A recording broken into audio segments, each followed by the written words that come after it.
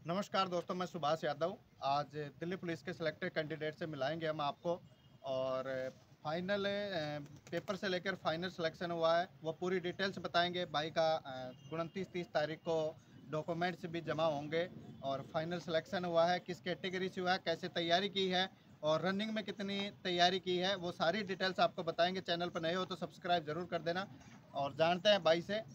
भाई अपना नाम बता दीजिए सबसे पहले। जी, मेरा नाम पंकज सिंह शेखावत है। कोटपूतली के राजनोता गांव से मैं। अच्छा, कोटपुतली से हो आप? जी। जी, आप सबसे पहले ये बता दिए, पेपर की बातें कर लेते हैं क्योंकि अभी सारी प्रोसेसिंग हो चुकी है। तो सर ये बता दीजिएगा, पेपर में कितना टाइम मिल पाया आपको और कहाँ से तैयारी की है आपने? सर मैंने मतलब ये वैकेंसी पिछली बार मार्च में आने वाली थी, तो मैं अच्छा अच्छा। जब से मैं तैयारी के लग रहा था। पहले मैं जीडी की करता था, तो वो लगभग सेम ही सिलेबस था। हम्म। तो फिर ये मतलब एक बार ये ड्रीम जॉब सी बन गई है दिल्ली पुलिस। दिल्ली पुलिस तो ड्रीम फिर जॉब मैं बन गई। डेडिकेटेड इसकी तैयारी तैयारी में लग गया। लगभग 7-8 महीने इसको दिए जी। आपने। जी, पूरे तो 7-8 महीने कहाँ से दिए। की है आपने तैयारी? मैंने कोई कोचिंग तो ज्वाइन की नहीं। अच्छा जब अच्छा। मैंने फिर RWA से कोर्स लिया एक। अच्छा, RWA से कोर्स लिया, अंकित हाँ, रोजगार। हाँ, रोजगार विद अंकित। रोजगार विद अंकित से। हाँ। जी। फिर उसमें से मैंने ओनली कंप्यूटर पढ़ा था, क्योंकि मैथ मैंने पहले से यूट्यूब से कर रखी थी। अच्छा अच्छा। रीजनिंग में मैंने वैसे प्रैक्टिस सेट लगा रखे थे। हम्म। और जीके मैं इस बुक से पढ़ा करता था। एक ल्यूसेंट की बुक आती है और एक स्टैटिक जीके के लिए एक रोजगार वितंकित की आती है, स्टैटिक जीके बुक, उससे की थी। और करंट अफेयर मैंने स्पीडी करंट अफेयर की बुक आती है एक मंथली। अच्छा अच्छा। हाँ, उससे की थी। अच्छा, इन्होंने भाई ने बता दिया ऑनलाइन कोचिंग ली थी। सिर्फ ऑनलाइन भी कोचिंग के अंदर कंप्यूटर पढ़ा था। RWA से इन्होंने कोचिंग ली थी ऑनलाइन, बाकी सारी सेल्फ तैयारी थी। तो घर पे रह के किए थे या किसी बार पे कमरा वगैरह लेकर किए थे? नहीं नहीं, घर पे रह के किया था मैं। घर पे हाँ, लाइब्रेरी या नहीं ओनली?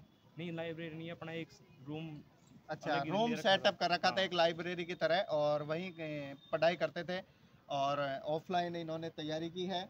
और सर कितने नंबर आए थे आपके पेपर के अंदर? मेरे रो मार्क्स 66 थे, बाद में 2 का नॉर्मलाइजेशन मिला था मेरे को, तो 68 हो गए थे। अच्छा, कैटेगरी कौन सी है? मैंने EWS से भरा था, लेकिन अब मैंने UR से क्वालिफाई किया है, अच्छा, 68। UR से क्वालिफाई किया है इन्होंने, 68 नंबर है और EWS कैटेगरी से हैं।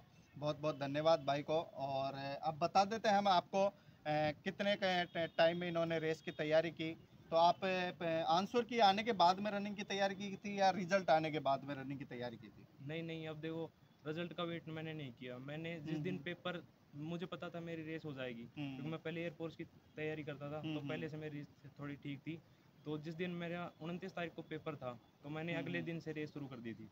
अच्छा हाँ। अच्छा। मतलब 2 तारीख को रिजल्ट आया था समथिंग, कितने को, 5 को आया था, 5 दिसंबर 5 को को। रिजल्ट आया था। उसके बाद में आपने तैयारी कंटिन्यू बरकरार रखी और जी। लगभग 1 माह का समय मिल गया था आपको। तो कब का था आपका फिजिकल की बात की जाए तो? मेरा फिजिकल 15 तारीख को था, हम्म। वजीराबाद 6 नंबर ग्राउंड में। अच्छा अच्छा, 6 नंबर ग्राउंड वजीराबाद दिल्ली के अंदर इनका फिजिकल था। तो कितने कैंडिडेट्स आपके बैच में दौड़ाए गए थे? मेरा बैच नंबर 4 था, जो उसमें उसमें लगभग 100 बच्चे दौड़ाए गए थे। अच्छा सभी बैचों में 100 ही दौड़ा रहे थे अच्छा, वहाँ 100 पे। दौड़ा रहे थे। तो हाँ। कितने पास हुए उनमें से? मेरे में रेस में 13 क्वालिफाई हुए थे, अच्छा। जिनमें से एक बच्चा लॉन्ग जंप में रह गया और हम्म। एक बच्चा हाइट में रह गया था। मतलब तो 13 में से 11 हाँ, फाइनल 11। पास हुए? जी, 11 फाइनल सिलेक्शन है। अच्छा अच्छा, 100 में से ओनली 11 सिलेक्शन है, फाइनल ले पाए हैं फिजिकल के अंदर। फिजिकल के बाद के अंदर डॉक्यूमेंट्स में क्या क्या चेक किया गया था या किस किस को निकाल रहे थे डॉक्यूमेंट्स में, कोई निकला हो? देखो, रेस के बाद हमारे तुरंत लॉन्ग जंप के लिए ले गई, उसके हम्म बाद हाई जंप, और हम्म उसके बाद फिर चेस्ट, हाइट, वेट, है ना। हम्म। फिर उसके बाद हमारा हुआ डॉक्यूमेंट वेरिफिकेशन, अच्छा अच्छा। जिसमें वहाँ पे तो ओनली आधार, 10-12 की मार्कशीट, और जैसे EWS, जो OBC हो तो OBC, EWS हो तो EWS का हम्म। कैटेगरी सर्टिफिकेट, ये मांग अच्छा रहे थे। और एक अच्छा। ड्राइविंग लाइसेंस सबसे हम्म इम्पोर्टेंट था। डिजी लॉकर वाला और लर्निंग बिल्कुल भी नहीं चल रहा था, ओनली हम्म। हार्ड कॉपी चल रही थी हाँ, उसकी। मैंने कमेंट में बता दिया था, डिजी लॉकर वाला नहीं चल रहा था और हार्ड कॉपी मांग रहे थे सभी की। जैसे 10th की मार्कशीट, जिनके आधार कार्ड में अगर गलती हो स्पेलिंग वगैरह में, वो 10th की मार्कशीट में सही होनी चाहिए, वो चलेगी। ठीक है। उसके बाद में हम जानते हैं, फिजिकल के बारे में जान ही ले, उसके बाद में जानते हैं हम मेडिकल के बारे में, कुछ मेडिकल की भी बातें जान लेते हैं सर से। मेडिकल कब का था, कैसे क्या हुआ मेडिकल और कितना टाइम लगा सर मेडिकल में? मैं 15 को फिजिकल दे के आया, हम्म। तो 16 तारीख को शाम को नोटिफिकेशन डाल दिया उन्होंने बिल्कुल नोटिफिकेशन कि डाल दिया भाई था। तुमको 17 तारीख को आना है, जिनका हम्म 13, 14, 15 को फिजिकल हुआ था। हम्म। तो हम वहाँ पे पहुँचे एनपीएल। हाँ तो बिल्कुल। पहले दिन वहाँ पे भीड़ ज़्यादा हो गई थी, तो 15 वालों को दूसरे दिन बुलाया 18 तारीख को। अच्छा अच्छा। फिर 18 तारीख को हमको वो गए तो वहाँ पे मेडिकल डेट मिली हमको। तो मेरे 21 तारीख आईटीबीपी ग्रेटर नोएडा मिला था मेरे को। अच्छा, आईटीबीपी ग्रेटर नोएडा यूपी के अंदर इनको मिला था, गौतम बुद्ध नगर है ना? हाँ जी, हाँ। गौतम बुद्ध नगर 21 तारीख का था मेरे वहाँ पे। अच्छा अच्छा अच्छा। तो तो फर्स्ट दिन कितने दिन में हुआ था आपका मेडिकल? जिम मेडिकल में किसी के 3 दिन भी लग रहे थे, किसी किसी के 4 भी लग रहे थे, जिनके पॉइंट बन रहे थे। तो अच्छा। हम 20 को चले गए थे। तो हम 21 को हमारा हुआ एक्सरे, यूरिन टेस्ट और ब्लड टेस्ट, जिसकी रिपोर्ट आई थी अगले दिन। दूसरे दिन हमारा हुआ डिटेल बॉडी चेकअप, जिसमें मतलब फुल बॉडी चेकअप किया था डॉक्टरों ने, और उससे अगले दिन सुनने आना था रिजल्ट। तो जिसके अगर पॉइंट बन रहा था तो उनको वहीं पे रख रहे थे, और जिनके पॉइंट नहीं बन रहा था उनको घर पे भेज रहे थे। अच्छा, जिनके री मेडिकल भी दिया था तो लगभग जी। आप 3 दिन में हुआ आपका मेडिकल, जी। क्यों? और उसके बाद में मेडिकल के होने के बाद में आपका जैसे बॉडी की चेक की पार्ट की बात की जाए तो वो जैसे आंखों के बारे में, कलर विजन के बारे में ज़्यादा संशय था, तो कलर विजन के बारे में बता दीजिए थोड़ा सा, क्योंकि ज़्यादा बात नहीं करेंगे हम, कलर विजन के बारे में बात कर दीजिए। सर कलर विजन कोई बाद में इशू नहीं आता, वो शुरू से ही इशू होता है किसी किसी में। किसी किसी में जेनेटिकल भी होता है शायद वो। तो क्या वो चल पा रहा था, क्या वो चला रहे थे? नहीं सर, कलर विजन और जो 6x6 लॉन्ग डिस्टेंस व्यू है वो बिल्कुल नहीं चल रहे थे उसके पॉइंट। अच्छा, और चश्मा वाला? चश्मे से अगर हाँ, वैसे जैसे मान लो किसी के चश्मा है तो बिना चश्मा के 6x12 चल रही थी, लेकिन उसको चश्मा लगा के 6x6 दिखना चाहिए। अच्छा अच्छा, थोड़ी आगे आ जाओ भाई। अच्छा, उसके बाद में फिर मेडिकल आपका क्लियर हुआ, उसके बाद में क्या हुआ? सर मेडिकल क्लियर होते ही भेज दिए। अब एक अच्छा, नोटिफिकेशन डाले हैं कि मतलब वो लास्ट जो डॉक्यूमेंट डॉक्यूमेंट्स वेरिफिकेशन के लास्ट डाले हैं। जी। अच्छा, वो कब का है डॉक्यूमेंट्स वेरिफिकेशन?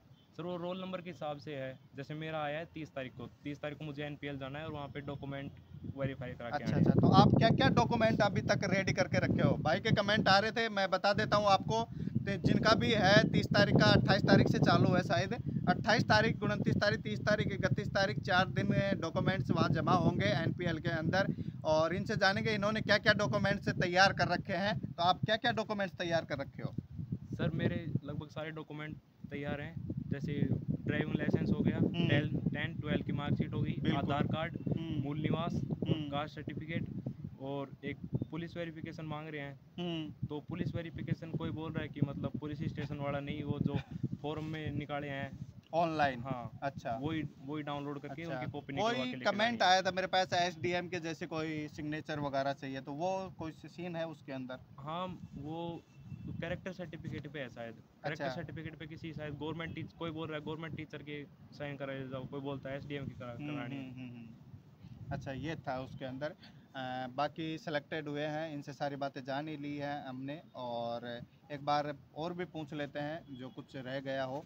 और एक बार ये बता दिए कि आपका सपना था दिल्ली पुलिस में जाना, तो इसके बाद में आपके दिल्ली पुलिस तक सीमित रहोगे या कुछ आगे भविष्य में और फ्यूचर देख रखे हो? सर मेरी वैसे ये ड्रीम जॉब है, लेकिन ड्रीम पोस्ट नहीं थी। मेरी ड्रीम पोस्ट है दिल्ली पुलिस में एसआई। सर अच्छा। लेकिन मेरी कॉलेज थोड़ी डिले हो गई, इसलिए फिर पेरेंट्स बोले कि भाई एक चीज़ ज्वाइन कर ले पर फिर उसके बाद कर लेना, उसके बाद डिपार्टमेंटल कैंडिडेट भी हो जाएगा तू। अच्छा इसलिए अच्छा। फिर मैंने दिल्ली पुलिस कांस्टेबल ज्वाइन की।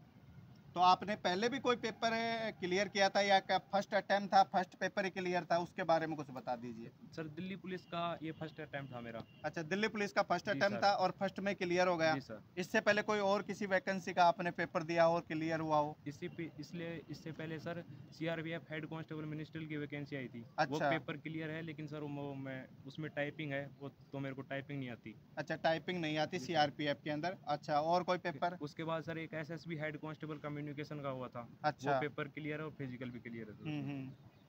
और मतलब 2-3 वैकेंसी का आपका आ चुका था रिजल्ट, लेकिन कुछ कमियों के कारण आपका नहीं हो पाया, इसी वजह से आप फाइनल दिल्ली पुलिस में सिलेक्टेड हुए जी हो। सर। तो आप कैसा लग रहा है दिल्ली पुलिस में सिलेक्ट होकर आप? सर अब तो सर खुशी का ठिकाना नहीं है, क्योंकि Delhi police sir dream job ही थी एक तरह से। हाँ, मतलब खुशी चेहरे पे भी देख सकते हो। तो माता पिता ने जैसे पहले बधाई दी, तो आपने किसको दी पहले? सबसे पहले जैसे मेडिकल हुआ, क्योंकि फाइनल मेडिकल के बाद में ये लगता था कि आपके 68 नंबर है तो हो ही जाएगा, 7-8 नंबर कट ऑफ से ज़्यादा थे डब्ल्यूएस के अंदर, जी सर। तो आपने सबसे पहले किसको बताया? सर रिजल्ट आते ही मैंने सबसे पहले अपनी मम्मी को बताया, फिर अच्छा तुरंत पापा को फ़ोन किया, क्योंकि पापा बाहर रहते हैं। अच्छा अच्छा। तो फिर तुरंत पापा को फ़ोन किया, तो वो भी बहुत खुश हुए। और उन्हें शाबाशी दी मतलब। अच्छा, बहुत खुश हुए क्योंकि हर जिसका सपना होता है सरकारी नौकरी का सपना संजोए बैठे हुए होना, लेकिन हर किसी का पूरा नहीं होता। और मिलते हैं दोस्तों नई वीडियो के साथ। जय हिंद, जय भारत। तब तक के लिए धन्यवाद।